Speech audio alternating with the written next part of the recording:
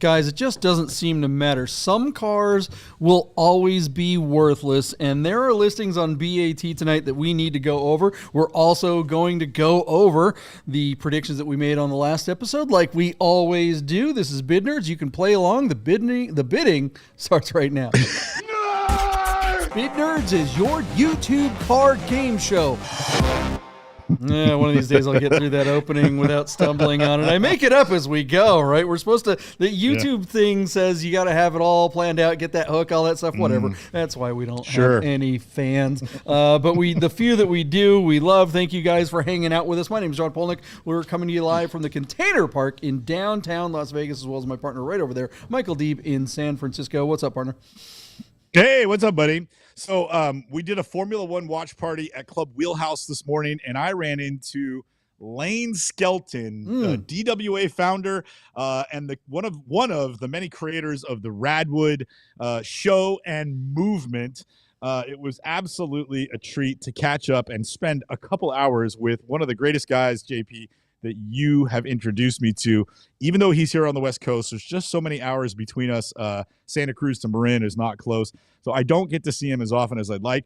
But Lucas has been informed we're going to get Lane Skelton on the show here, possibly by the end of the year, which would be amazing. And while I'm on air with Lane and JP, you guys can fight over which one of the two of you made me. You know what I mean? Because I wouldn't be here without you two boobs. So shout out to Lane Skelton, JP. You were missed today. We had a good time catching up with our old friend. I can't believe I got to send you two characters, the Top Gun. We miss Lane. It'll be great to have him on the show. Speaking of the show, and this month, and so I don't know how many more guests we're going to get because it's going into the holidays and 2 Wednesdays. The second to last Wednesday is Christmas Eve, and then the Wednesday after that, of course, is New Year's Eve. So I don't know if we'll either do our shows on Tuesday or just skip them. I don't know. We'll talk about it. Maybe we'll let the fans tell us. I don't know. Maybe you want to do one New Year's Eve, Deeb? We could do the New Year from the Bid Nerd studio. Yeah, I know. My wife will kill me. Every year she wants to get dressed up in like sparkly heels, and I take her out. And then the reality sets in of like sweatpants and a snot-nosed 3-year-old and a podcast with Polnick. So yeah, I don't know, man. Well, dude, we're at 7. We're at 6 o'clock or 6:30. It ends at 7:30. You got plenty of time before midnight to go out and look all fancy. Anyways, all right. Let us know. Should we do a podcast on New Year's Eve? Let us know. What do you guys think? All right, let's get to the show.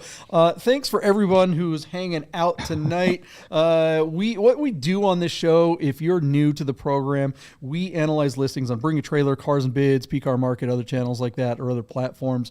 We analyze those listings, and based on our analysis, we make predictions what will happen as a result of those listings. You can play along by checking your bids next to ours in the comments. It's a lot of fun. It's like a game show here. We always start off every episode by reconciling our predictions from the last episode, which is very weird. A YouTube channel that holds ourselves accountable. That's just not a good idea. And if you really want to do a good job at bidding against my friend and partner Michael Deeb and I, you need to get yourself a can of Hippie Sips, because this stuff, I don't know what's in here, cannabis and something else that makes it really, really easy to predict the future. We'll talk more about them later. Check out hippiesips.com. All right, Deeb, let's get after it. What was the first car on the list from the last episode? Oh, JP, dream spec, buddy. A manual V12 Italian exotic. Feast your eyes on the pages as we circle back to a 2001 Lamborghini Diablo VT 6.0 running as a premium listing here on Bring a Trailer out of Fort Myers, Florida. Our car showing 42,000 kilometers, which equates to 26,000 miles on the odometer, looks stunning in blue Eli paint with the beige leather upholstery, 18-inch phone dial aesthetic style speedline wheels, and an aftermarket rear spoiler. The car does look badass. JP, I kind of dig this thing. I don't really want to own it, but I do really want to drive it. You know what I mean? Like I don't want all the headaches that probably come with this Italian pile of whatever. But man, when you look at that car, how do you not want to put yourself behind there and just go on an open road out towards, where do we go, Gene or something, and just click through those gears, pegging it to red line. This car absolutely just inspires fantasy when you look at it. It's really, really stunning. JP, this car has a very interesting history. It was a North American domestic car, sold here new in the United States, but this car did take a spin overseas. And I can't remember. I think it went to Japan, and then I think it went somewhere else. I'm kind of missing my notes here, but I think it went to like the UK, and then it came back. So like, for instance, there are still side markers that were adorned to the car in order to make it eligible for road registration while it was in Japan. Those pieces remain on the car and are not correct to a North American car.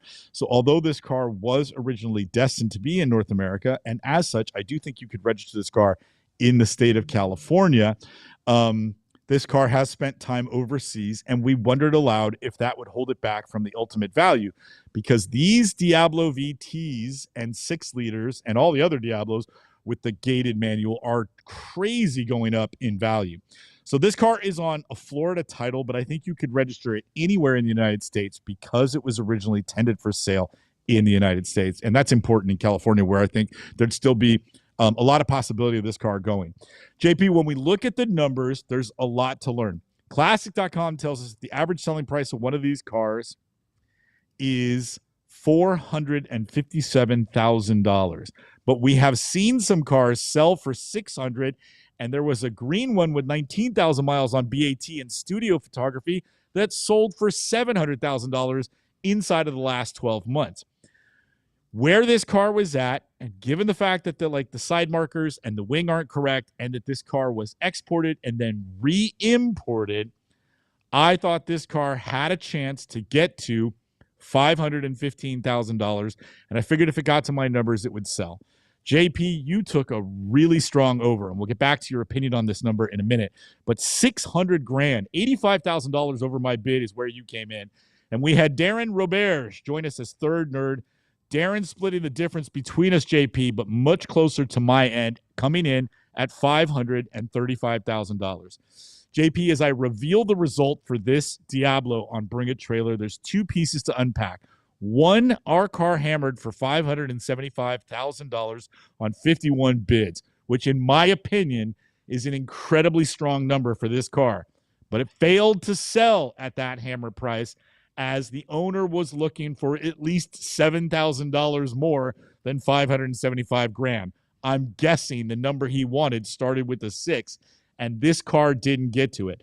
So, JP, my take on this result right out of the gate is I think he should have taken the $575,000 with the wing and the marker still on there, and a history that is even weirder than an accident or an undisclosed incident on a Carfax. This car spent time in Japan and the UK, and Lord knows what happened to that car while it was there, because nobody's keeping an eye on it. So for this car to come back and hammer at $575,000, I think he should have taken the money for this example here. I know it's unique, being a VT 6-liter, having very fair mileage, and being a very eye-catching bright blue metallic paint job. All those things are good if you're in the Lamborghini business. But this car's got a checkered past, and they didn't clean it up. You either put it back to the North American spec and get that wing off there and change the side markers, or you take your lumps and you move on. So now he said no to $575,000, and I think it's going to be even harder for him to get to 6 unless he finds some American crypto jackass bro that just got a windfall of cash and doesn't read the fine print before he makes his purchases. And that could happen too. We are talking about a Lamborghini. But these cars are investment grade, and I think people that don't take reasonable offers are messing with this car's potential. That's my take. What do you unpack when you look at $575,000 and an FTS? Because you were thinking this car could hit $600,000. Do you think he should have taken the $575,000? I don't. I actually think this car is worth more. But look, if you want $1 million for your car, you got to treat the car and treat your listing and treat your audience and treat your buyers like you're selling $1 million car. These pictures are not there. There is no driving video. This listing reminds me a lot of the Ferrari Europa that we talked about maybe a week or so ago that failed to sell, and that was $1 million plus car. I think these are on the up and up. I think that the nitpicking on it was in Japan or the wing or this, that, and the other, I just don't think that stuff matters as much anymore. I think it matters for top dollar for maybe something that is for collector class, right? But this is a car that is not for necessarily that top tier collector, but it is for someone that has a lot of money and someone who's into this era, that the young timers that want these really cool iconic cars. This car just speaks to those people, and they're just not nitpicking on those stupid little things that the pleated pants Italian nerds get all hung up about. And I know that, look, my partner and I are Gen Xers, which means we're boomer adjacent, and it's really difficult for us to kind of like remember that, hey, let's try to be maybe like the younger generation, maybe not so much the older generation. We're stuck in the middle, and I think this stuff is just not relevant, really. I think the fact is that this car was just listed poorly, and we always say that. We always talk about assets, and I don't think this car is necessarily burned, because it's a time of year that I think you get it's kind of like December is like a mulligan, right? No matter what happens in December, you can always wave it off, right? If it hit a low number, you can say, oh, it's almost Christmas, or oh, it was dark out in Toledo or the whole East Coast, or whatever. There's a million excuses that you can attach to your FTS on a December listing and bring the car back and do it right next time, but wait till spring. And I think when this car comes back in spring, will this car ever be a top tier, blue chip, call it Diablo? No, but I think Diablos in general are heading to $1 million. So I think this car is definitely worth more than the $575. I don't know. What do you guys think in the nerd herd? Yeah, go ahead. This car's in Florida, JP. It's entirely possible it winds up at Amelia Island, or as the antidote to Amelia Island, which is owned by Haggerty and the Broad Arrow Group. The fine folks at RM Sotheby's have decided to throw a big auction to compete and split the collector crowd actually down in Miami. So this car could wind up at I forget what they call it, but it is it's like Miami, but it's like supercars. It's like modern cars. So this car could wind up in Miami at RM. So we will hear from this car again, JP, and hopefully we'll keep an eye out, or somebody in the nerd will see it and bring it to our attention, and we'll see what happens, because it is a very special car. It's hard to disagree with anything you just said about it. So there you go. All right, guys, if you are watching and you're complaining and going, oh, he's clicking through the photos too fast, I can't look at the details, I can't see the wing, and was it the factory wing or the whatever, just, shut the hell up. Just go in the description below. I've got links to all the cars we'll be talking about tonight, so you can peruse the listings at your leisure. And, what's great about that, a lot of the Nerd Herd does that, and they're reading ahead, because we don't do research. What do? We're just kind of like winging this thing. Lucas does all the reading. Lucas does all the research, but we never read the research. But the fans sometimes, when they're watching the show, members of the Nerd Herd, they'll throw things up that they saw in the comments or details that we may have missed live. So it's great to have you guys contributing to the show, and we really, really appreciate you. Also in the description, of course, is are links to Bid Nerds, the merch site. We've got a BOGO sale going on right now. If you're looking for some Christmas presents, it's not too late to order yourself some hats, t-shirts, flasks, what have you. All the merch is buy one, get one free right now. So go down there and order yourself some merch. We also have, I think it's like 40% off all the Derfascination limited edition museum prints that are available. Some really cool stuff in there. So buy some Christmas gifts, and heck, maybe get something for yourself. And then don't forget, of course, there's also the Air and Water Design collection, where she's got bracelets and jewelry for men and women. So watches from Idaho, watches from Our Smiths, exactly. Real stuff, guys. We're not talking. I mean, there's pan rays and all kinds of really cool stuff in there. And again, if you want something for the wife, there's great jewelry there, and you're supporting the show by doing that. So check out Air and Water Design. Link is in the description. All right, one more thing, and then we'll get to the next car. Yeah, as we're thanking the Nerd Herd, JP, we want to give a special shout out to Randy Bloom and Michael Simcock, who have really been our statisticians. Randy Bloom for more than a year now, and Michael Simcock has come online when Randy has needed to take a hall pass and spend time with his wife so he doesn't get murdered for being so absentee. So big shout out to those guys. As we wind down the year, JP, when we talk about Thanksgiving and what we're thankful for, those two guys help keep the herd engaged by keeping track of the score. We want to thank those guys. I got to see Michael Simcock at the Easy Show. We hung out for a couple of hours on Saturday, and it was great that he drove down from Sacramento. So thanks to Randy and Michael Simcock. Super jealous. I wish I was there. All right, guys, let's move on. We're going to talk about some more cars, and then we're going to get to predictions. Look, we're talking about cars that will always be worthless. Obviously, that Diablo is not one of those. We're reconciling the predictions from the last episode, so let's get through a couple more of those, and then we'll get to the worthless cars that we'll be making predictions on. Some of them will surprise you. All right, what's the first car, or not the first car, but the next car on the list? JP, our good friend Kevin O'Connor, used to have the same car, a 2005 Ferrari 612 Scaglietti with a gated manual, 6-speed manual transmission car. JP, I bet only 20% of these things were built with the gated manual, but Kevin had one for a couple of years, and I drove that car more than once. They're pretty awesome. Again, it's not a sports car. This is not, you're not going to be like, hey, I used to drive an SC and then I just came into a lot of money, so I'm going to go buy a 612 with a gated manual. That's not what this is. But for a front engine V12, comfortable, firm ride, and like all the noise, and that manual at this point in Ferrari's history, the way the manuals work, the clutch is light and the manual just goes through the gears so easy. It's a very easy car to drive. It's one of those things where I encourage you, if you ever have the chance, you will be happy that you met your hero. These cars are awesome.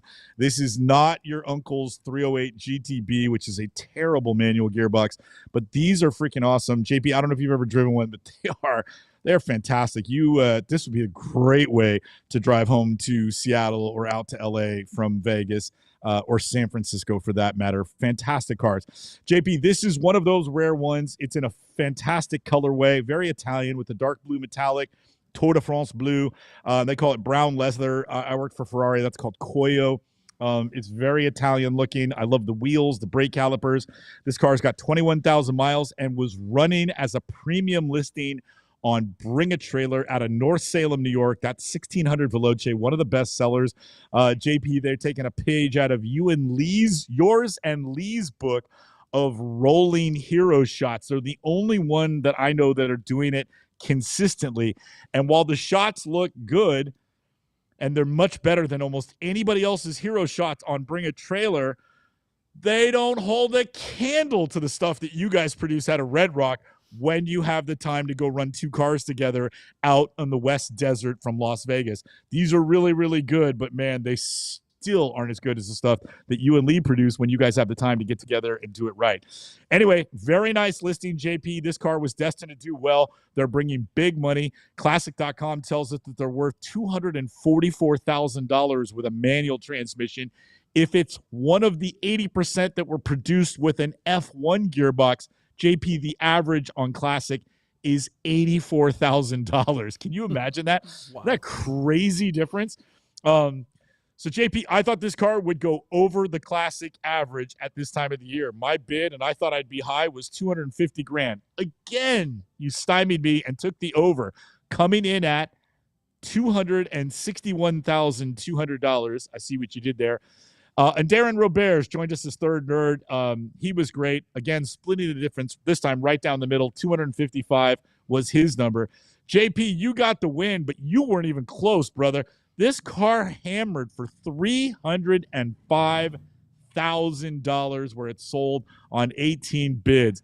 So I have been acting like a can I say shit on the air? Chicken shit for the last month, going, hey, you can't sell cars around the holidays. Man, these guys just brought an absolute high watermark for the calendar year for the model, $305,000, JP. They did not leave a dime on the table. And God, where the way these are going, all the nice things you said about that Lamborghini VT becoming $1 million car, if that becomes $1 million car, this becomes a $500,000 car.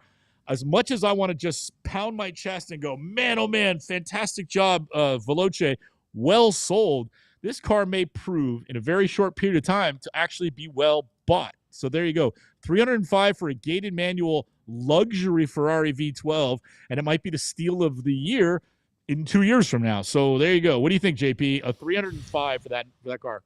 Yeah, I mean, talk about worthless cars. The F1 transmission version being worth so much less really is amazing. Isn't that funny? Yeah, and I mean, is there such thing as a worthless Ferrari? You might say that the F1 version is.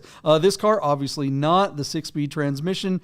This is the conversion. So that said, I can't remember what guest we had on the show fairly recently, but he mentioned that some of the conversions don't drive as well as the manufacturer versions, or especially on the cars that didn't have them at all, but this one did. So when you look at the listing, when you look at the great photography and you look at the video, I showed just a little bit of the video before too, you got to have a driving video, and the particular driving videos that these guys made, they sold the romance of being in this car and driving down the road. This is exactly what you want. This is exactly how you list a car, and this car gets well over $50,000 more than the average.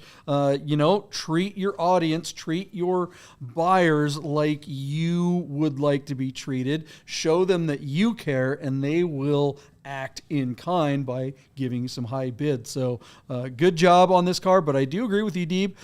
They're probably on the come up. So it'll be interesting to see what this car is worth next year if the world doesn't end. All right, let's move on. What's the next car on the list? All right, JP, we're going to take a look at a car that Gary Lee, the president of the PCA in Las Vegas, and a very good friend of my partner, JP's. Gary is a good buddy, and he picked a 1980 Porsche 924 Turbo that has been treated to a host of modifications over the last several years. JP, this car is running as an alumni listing on Bring a Trailer and has been photographed by the nice folks at the Patina Group out of Statesville, North Carolina. Our car shows just 55,000 miles from new, but the car traded a couple of different times in 2019 and 2020 where it looked like a stock 924 Turbo in silver with fair mileage, and it traded for like $3,000 and $9,000 respectively. The car came back to market on BAT back in the summer of 23, and at that point, the car had been treated to the 924 Carrera GT body kit conversion that you see that is on the car now. At that time, I think the car traded for like $25,000. The car came back to market in the fall of last year, 2024, looking exactly the way it did in 23, only this time it failed to sell at $19,000. And now, JP, the car comes back to market for a fifth time, this time with 55,000 miles, this time out of North Carolina.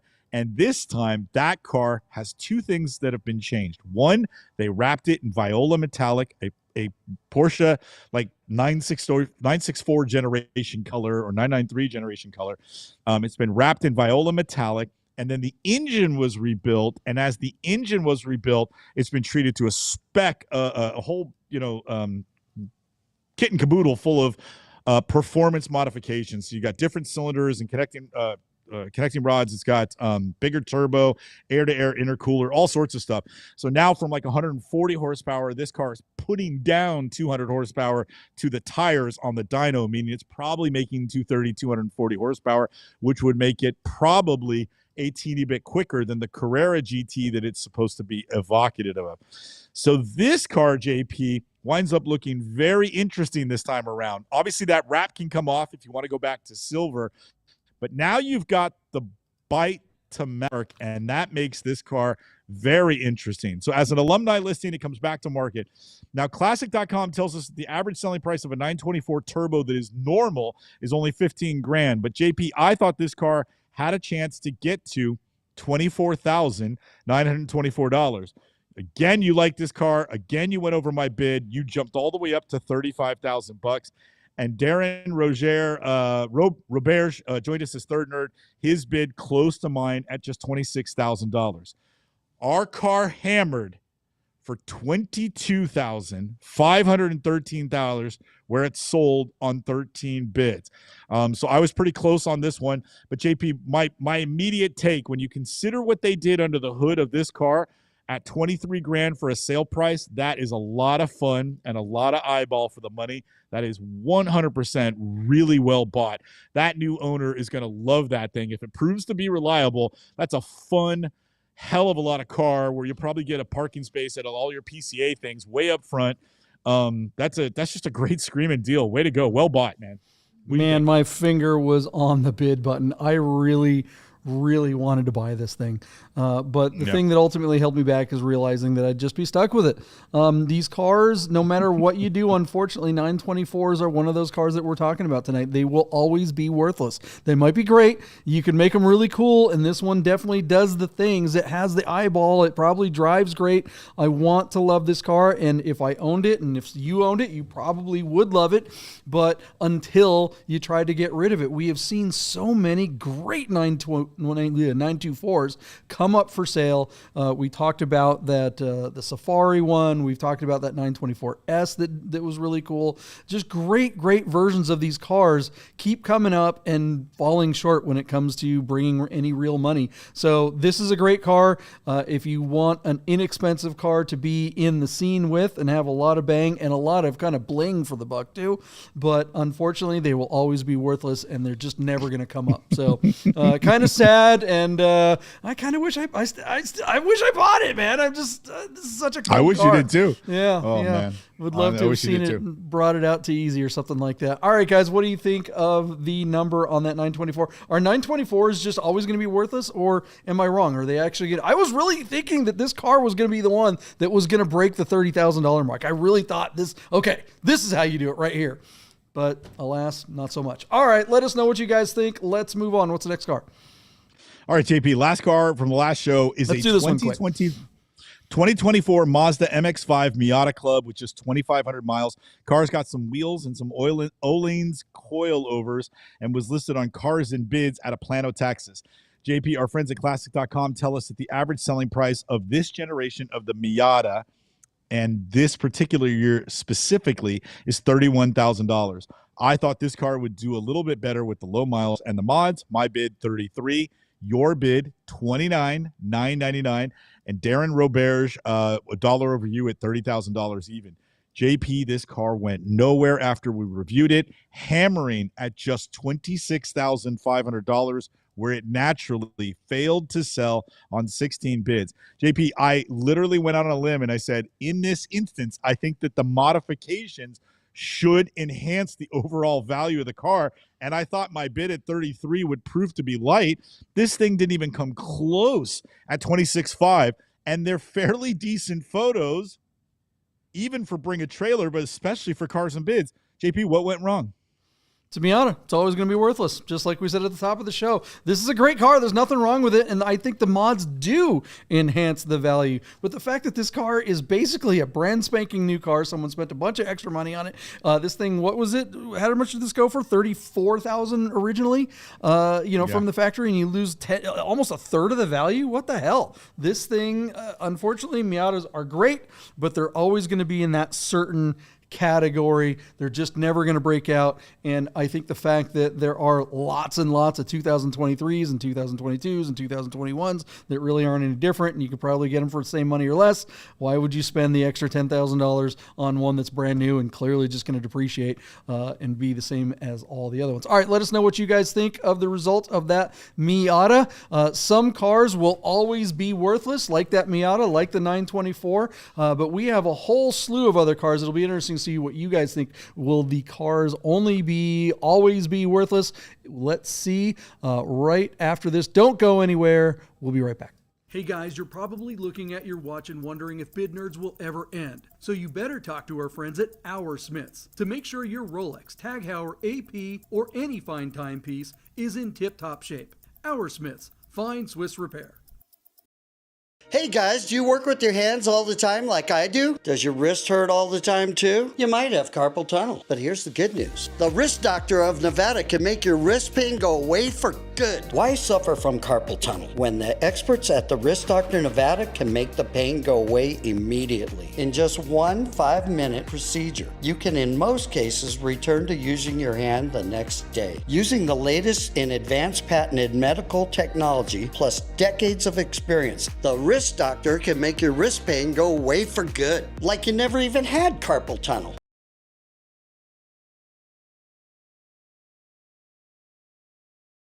Back here we are, and we're back. All right, my wrist hurt, man. I've been pushing too many buttons, guys. The commercial for the Wrist Doctor is live now. That one was specifically for Nevada, but if you are suffering from carpal tunnel, you can get it fixed the next day. It's so crazy how fast you can get this done, and the Wrist Doctor can find you a surgeon in your area. So you can call the 1-800 number, and they will get you hooked up with a surgeon in your area to take care of that wrist pain, make it go away. Don't live with carpal tunnel. TheWristDoctor.com. All right, let's go. Let's do this. What do we got? We've got cars that are worthless. Worthless, I tell you.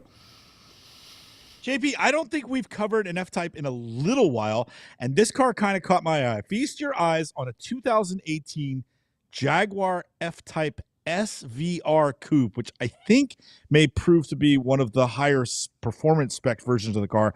This particular car, this particular car, JP, looks very handsome in the gray metallic paint and is listed for sale on Cars and Bid site out of Portland, Oregon. Our car shows just 34,700 miles.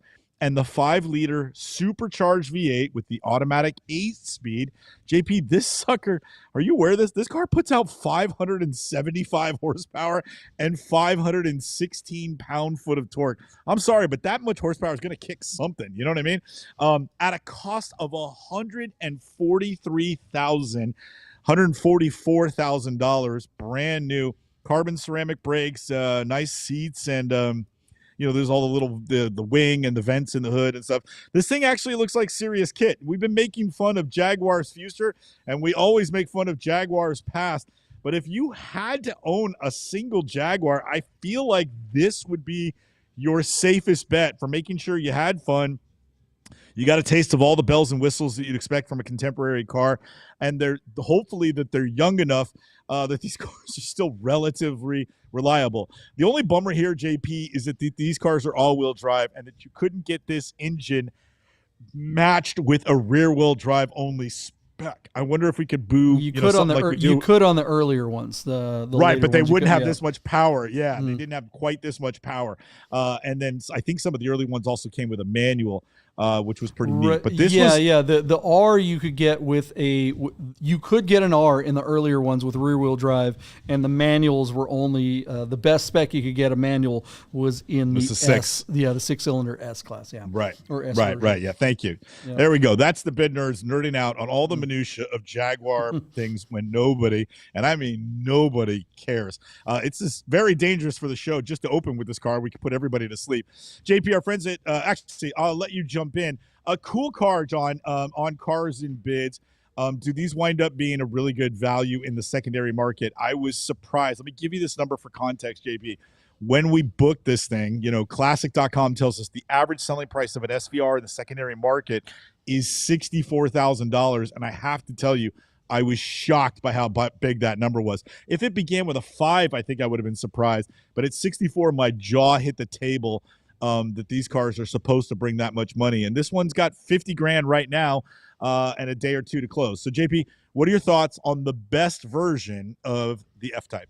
Yeah, I mean, Jaguar was going hard after Porsche when they came out with this car. It's a beautiful looking car. Folks like Chris Harris absolutely love this. Matt Farah said nice things about the car in their reviews. I've always loved them. I mean, they're targeted for 911 owners, so it makes sense that those of us who like our Porsches would also like this car. The fact that you couldn't get that 3-pedal version in the top spec really was annoying, and I think that ultimately hurt Jaguar's chances at taking a bite out of Porsche, especially by 2018. I mean, it was pretty obvious by, call it 2016, when Porsche was bringing out their second gen versions of the 991s, the .2s, when they realized that, oh, maybe we should put a manual in things like GT3s and stuff like that. They learned their lesson.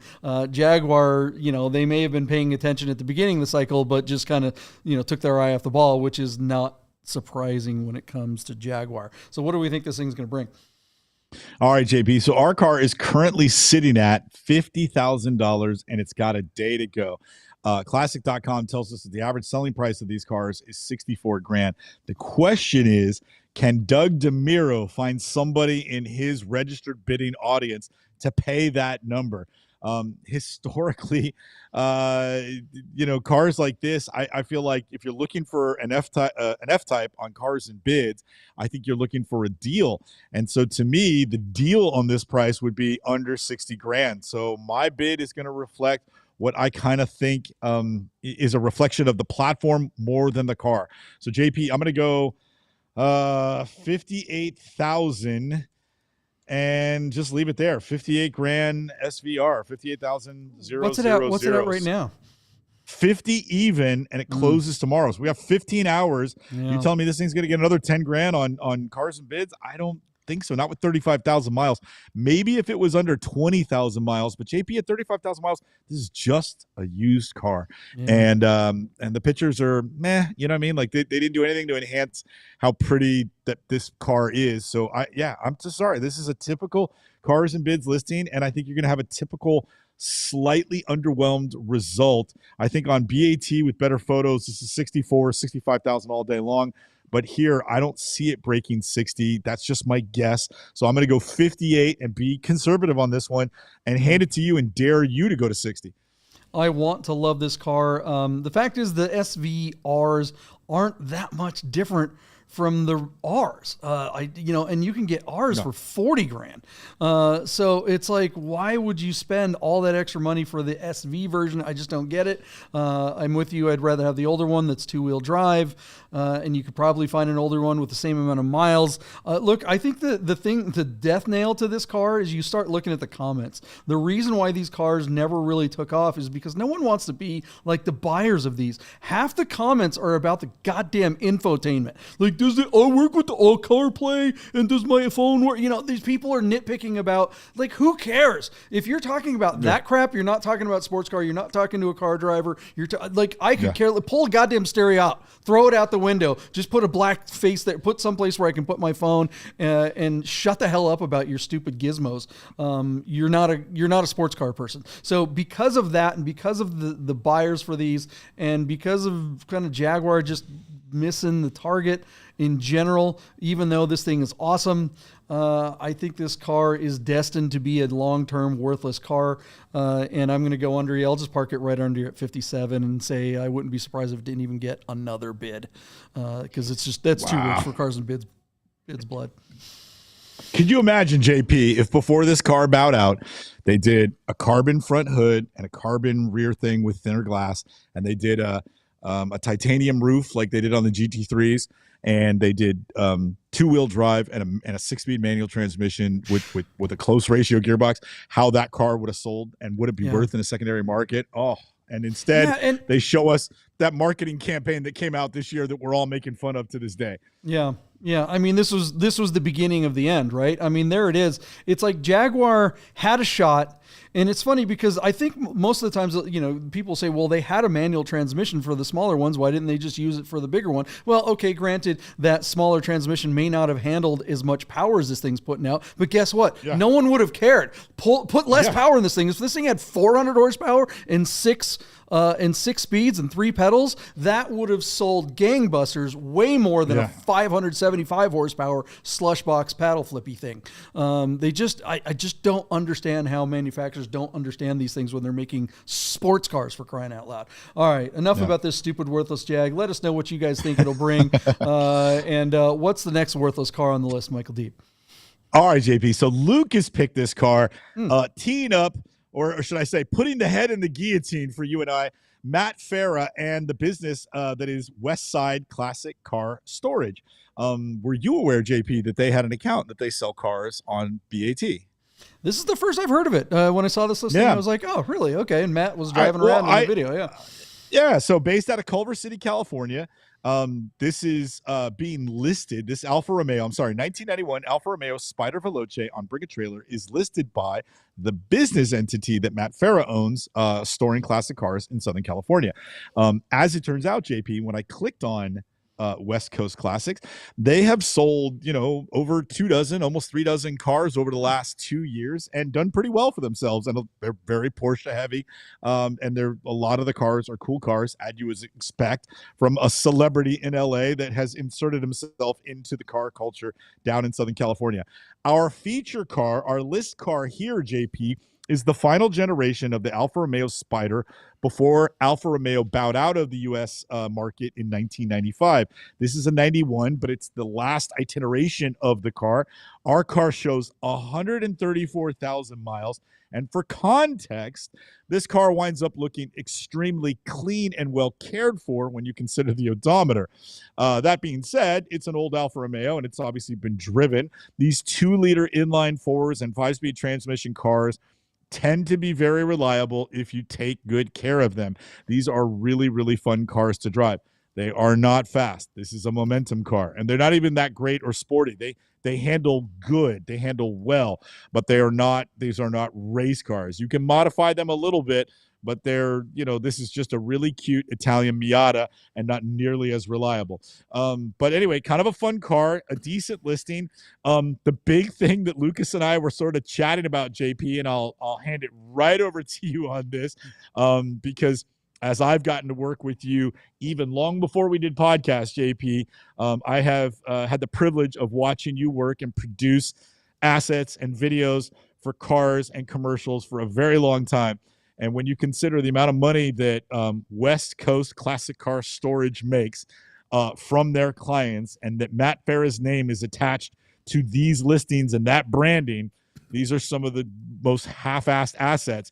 And almost all of their cars that they have sold that I talked about that they did fairly well with over the last 2 years, almost all of them are photographed exactly like this car. And this is, not only is it substandard, but it's horrific when you consider who's behind it and whose brand name is attached to it. So JP, I'll let you take it from here. This car closes in 2 days and we're at $3,500. The odometer is going to kill it, but man, they could go a lot better with the assets. JP, what do you think? Well, Matt Farah is a lot like Doug DeMuro in the respect that he's never been an aesthetics guy. You look at his channel, all his videos from the thing I got to hand it to Matt Farah is that he's always understood the animal. He's always understood that he's in the business of making content, and it just doesn't make sense to spend a bunch of money on production value.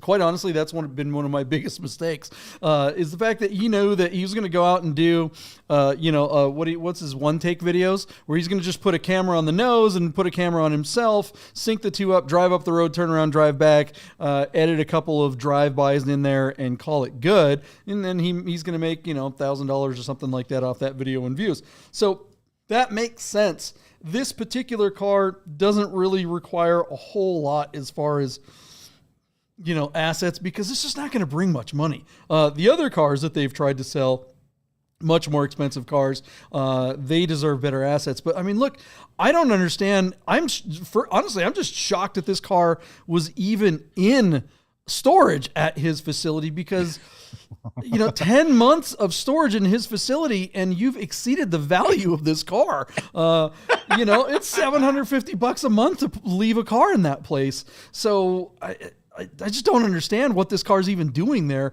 What do we think it'll bring? All right, JP. Our friends at Classic.com tell us that this generation of the Alfa Romeo Spider Veloce typically brings $17,000 in the secondary market. Our car is currently sitting at $3,500 and it closes in 2 days. JP is insinuating that this car might not even be worth $5,000, but the car is very, very clean.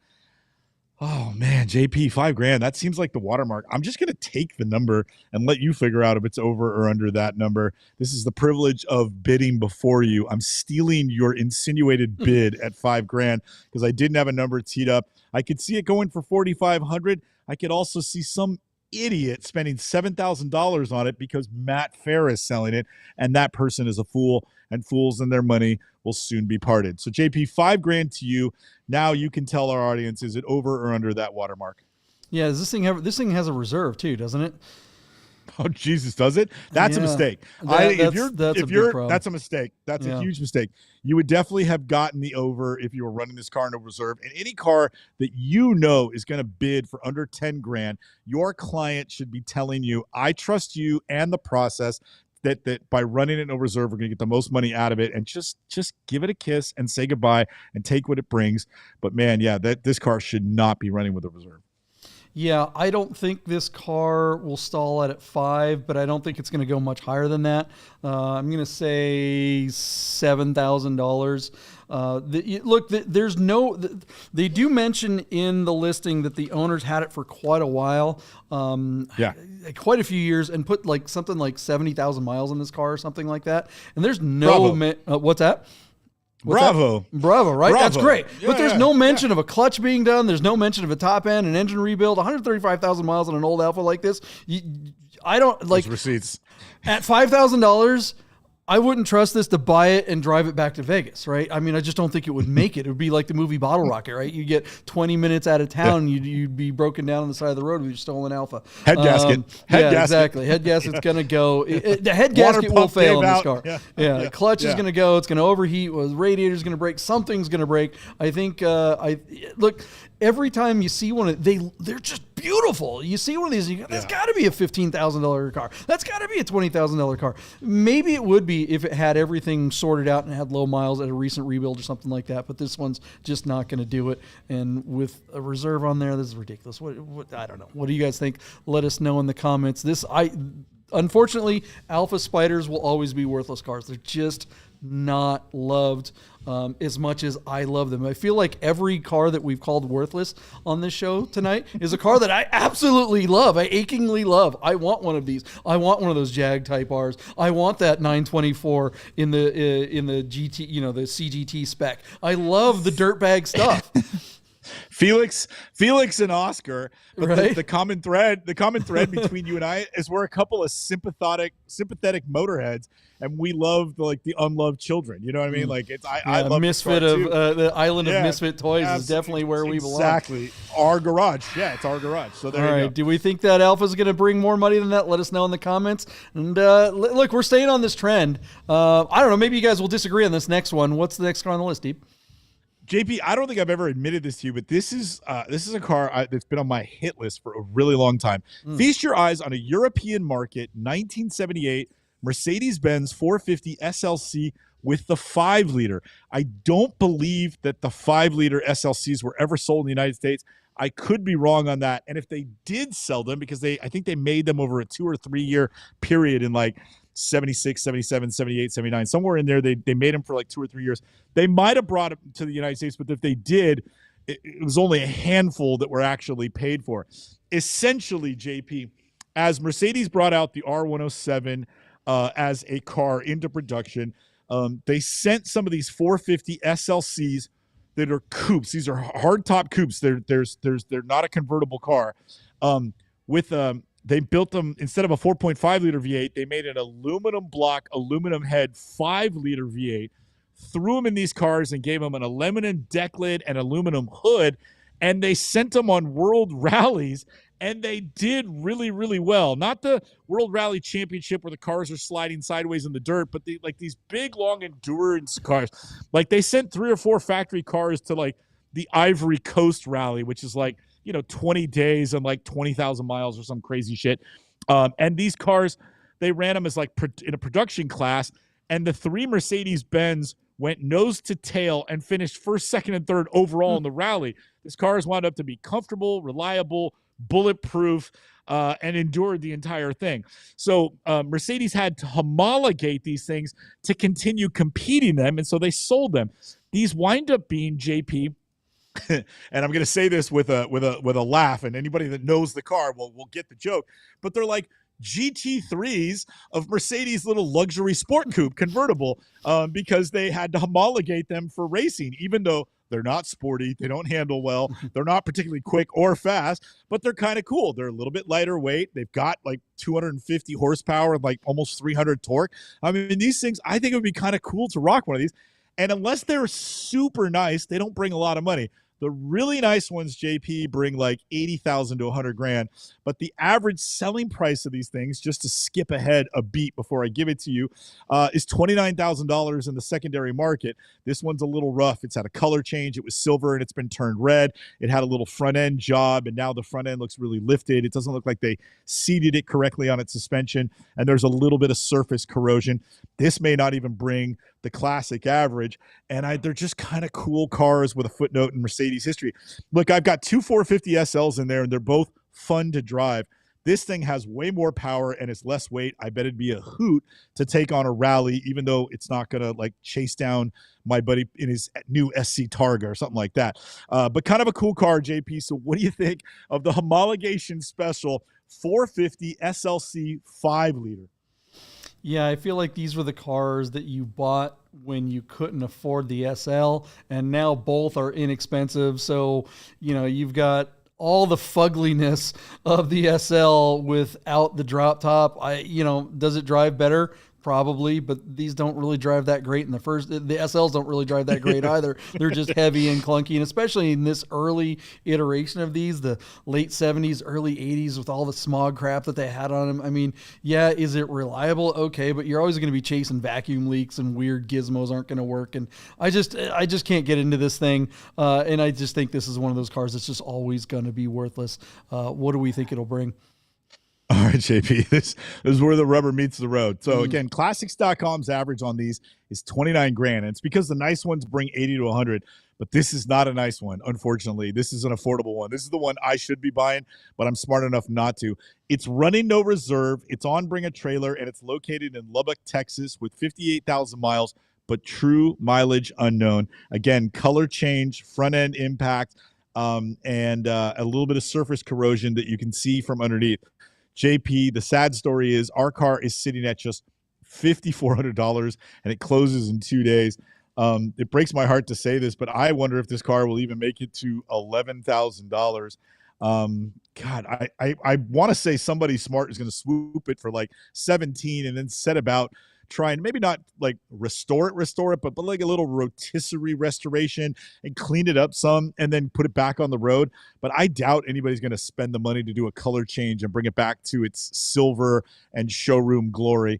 So JP, we're at $5,400. Got 2 days till the hammer, but I still think it'll be lucky to break 10. 11,000 is my bid. Are you going to go over that?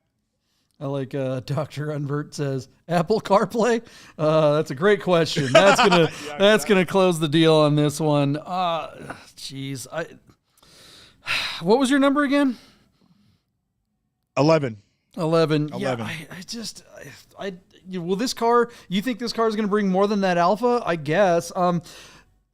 Look, we know that the young timers like the 80s and 90s stuff, and somehow that includes the 80s version, the SL version basically looks just like this. But the 70s styling just doesn't translate to 80s to me. And I think the value of cars like this, they were never very high in the first place. And I just don't think they're going anywhere. I don't think this thing breaks 10 grand. I'm going to go, I don't even know if it's going to bring more than the Alfa. I'm going to go 7,500. I'll say it's $500 more than the Alfa. And do we think it'll sell at that 7,500? Yeah, well, it's no reserve, JP, so it's going to sell no matter what. Yeah. I mean, it's pretty up. The no reserve will help this car because this is a great just kind of entry into cheap car enthusiasm, and it looks all right. But all right, let us know what you guys think. The bids from the Nerd Herd are all over the place. We've got anywhere from, I think someone said like $7 grand up to. Who's the high bidder? 12 or something like that? I don't know. That's crazy. 12.5. Anthony Vieira thinks this thing's going to hit 12.5. That'll be interesting. All right. Let us know what you guys think, and let's move on. What's the next car? Anthony should buy it and do an LS swap. All right, JP. Yes. The life of Chris Carbine. So Chris Carbine sends us a listing. It's a 2000 Porsche 911 Carrera Coupe running no reserve on Cars and Bids. And then he realizes, holy God, I know these guys, and I just sent it over to the Bidners. So right before the show, Carbine's blowing up me and JP on the text going, hey, man, the guy who shoots all my cars for Cars and Bids, he didn't just shoot this for a client. He actually owns this car, so be nice. So, JP, Chris Carbine wants you to be nice to this car and its owner. So, no asshole comments, okay? I think that's what he's saying.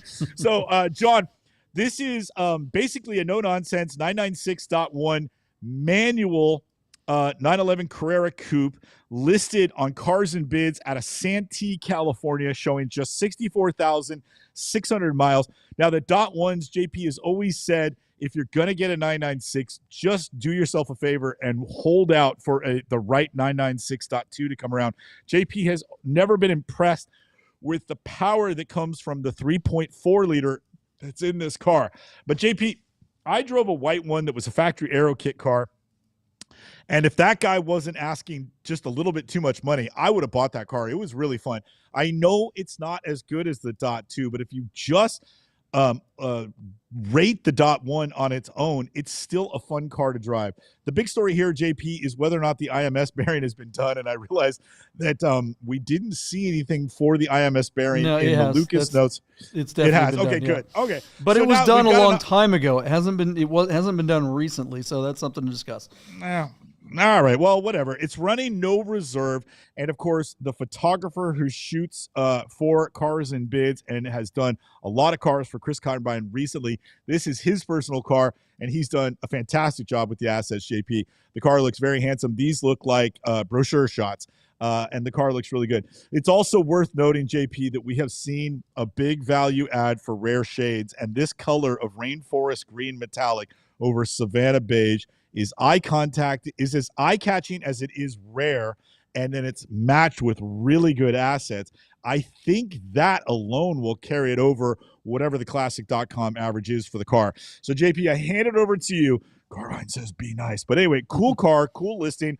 Why doesn't Doug insist that all the cars that come to his thing at least try to be like this? Even if they don't execute, at least try to do this good a job. This is a great listing.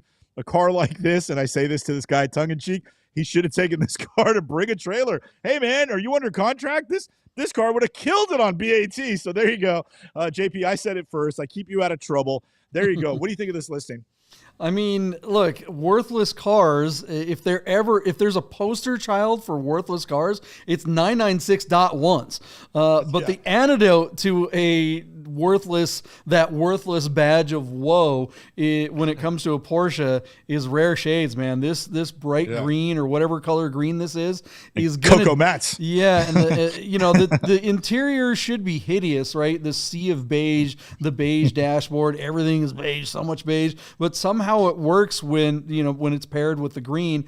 Look, you could get one of these, a .1 with 60-something thousand miles with the kind of maintenance that's been kept up on this car. This car does look like it's in really nice shape. This should not be an expensive car, but because of its shade, because of its color, the pleats just flatten out for the PCA members, and it just makes it really easy for them to pull their wallets out, and they spend all their money. What do you think this thing will bring? All right, JP, you are not going to believe these numbers as I tell them to you. So first of all, the believable part, classic.com tells us that a 996.1 coupe with a manual and two-wheel drive is a $29,000 car in the secondary market. That makes sense. This car has got fair mileage and a rare shade, so we think it'll do a little bit better. JP, on Cars and Bids with these tremendous assets, with 3 days to go until we close, essentially this car is going to hammer right before we do next Wednesday night show. It's already sitting at $36,000. I'm not sure I would have bid $36,000 if I hadn't seen that. Yeah. So now I got to bump my bid up and say, I actually think that a 996.1 on Cars and Bids is going to sell for $40,000. So 40 grand to you, Polnick. I dare you to go over that number. But man, great assets, rare color, and we're sitting at 36. We got 3 days to go. Is this car going to go for 44? Woo! 40,000 to you, Polnick. If Put your money where your mouth one's is. gonna do it, I suppose this one's it. What was your number? 40. 40. Yeah, I'm not going there. I'm going to say 39,996. I just don't think it gets there. These assets are fantastic. Like I said, it is as nice as a .1996 comes, but at that number, I just don't understand why you would pay all that extra. You could get a silver one for 20 something in the same exact version of it. And this just goes to show you, like we say over and over and over and over again, assets are king. Assets sell. The fact that yes, this car is a rare shade, but if the pictures weren't as good as these, I could see this car just being another, $22,000 or $24,000 996. But this one here, we're going to break records. Unbelievable. There's a president of a PCA chapter that is watching this intently going, oh, Rainforest Green, I'll be the only one. Yeah. Exactly. Like Gary Lee almost bought a 924 turbo in Viola Purple. I'm telling you, you might think it's going to stay under 40. JP, I guarantee you this car is going to sell for over $40,000. You're going to lose this one for sure. A Rainforest Greening. I'm wearing the right jacket for it. Maybe I should buy it. I'm bidding on it. Brochure quality photos. Well done. That's a great listing. Thank you, Chris Carbine. And good luck to the seller. Apparently he works with Cars and Bids. I hope that this listing and its eventual result will inspire more sellers on the platform to follow in his footsteps. This is the way to do it. At 36, if it hammered now, this would be a massive win. He's got 3 days to add to that number. Congratulations in advance, and good luck all the way to the end, running no reserve. All right, let's since this car kind of matches the Hippie Sips can here, let's try to speed round one. The last car, just put it in the book so we have it we can reconcile the next episode. What's the next and last car? I had initially picked a yachting blue 992 GTS or 991 GTS. It was a really pretty car, but I realized it was part of something called the relaunch collection. So as P-Car Market has basically reconfigured their platform, JP, they have got a bunch of paraphernalia and memorabilia and a boatload of cars, mostly Porsches, that are all part of the relaunch collection to sort of usher in all the new eyeballs that they're hoping to get with the new makeover of the platform. Feast your eyes on an 11,000-mile 2008 Porsche 997 base GT2. Our car closes in 2 days and 15 hours. It's listed out of Atlanta, Georgia, and it is super eye-catching in speed yellow with very dark tinted glass and shiny black wheels. Lucas, I can't repeat what Lucas's notes were on the car. There are children and women watching, JP, but Lucas said that he wouldn't mind if, and I'm paraphrasing, this car took advantage of him and didn't call him back. That's kind of what he said. He thought it was so clean and so beautiful. JP, you and I know that a 997 GT2 is kind of the holy grail of cars. Don't miss me with a singer. I would probably take this car all day long.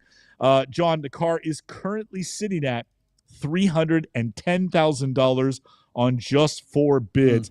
The relaunch collection is cars and memorabilia from all over the country. So this is not coming out of a single collection. These are a bunch of things that they curated and obviously teed up to run as the platform got its makeover. All right, we're running out of time, buddy. Let's get to it. Our friends at Classic.com tell us that the average selling price of a 997 GT2 is $248,000. Our car is currently sitting at $310,000, and it's got a couple days until it closes. My bid, JP, is going to be $100,000 over the average, $348,000. What say you? I'll go 359,997. This car is fantastic, and P-Car Market, keep it up. This is exactly what you guys need to do to step your platform up. There's a video, a companion video with this listing with a young man who is doing a great job presenting the car and talking about it. He does not have a New Jersey accent, and that is very refreshing for P-Car Market. So good to see some positive things for P-Car Market. We'll talk more about this one on the next episode. Let us know what you guys think of that listing and that car. How much will it bring? We will find out Wednesday night when we see you guys again. Thanks for hanging out. Make sure you go to our site, our merch site, buy some gear. BOGO sale going on right now. Go to hippiesips.com and get yourself a case of Hippie Sips. And also, if your wrist is kind of tingling, check out theristdoctor.com. We will see you guys Wednesday night. Bye.